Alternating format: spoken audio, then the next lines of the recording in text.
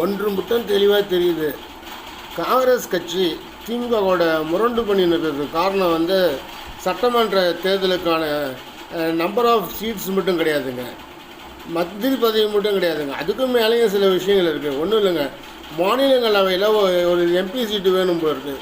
ஒரு எம்பி சீட்டால் ஒவ்வொரு ஆண்டும் ஒரு எம்பி சீட்டான்னு தெரில, எம்பி சீட்டை அவங்க எதிர்பார்க்குறாங்க. அடுத்தது வேறு என்ன எதிர்பார்க்குறாங்கனாக்கா, உள்ளாட்சி தேர்தலில் இடஒதுக்கீடு ஒழுங்காக பண்ணபடி நிறைவேற்றணும். போன முறை அப்படி தான் உள்ளாட்சி தேர்தலில் திமுக கூட்டணியில் இடம்லாம் ஒதுக்கீடு பண்ணாங்க. ஆனால் எந்த கூட்டணி கட்சியும் அந்த இடங்களை கொடுக்கவே இல்லை, ஏமாற்றி விட்டாங்க.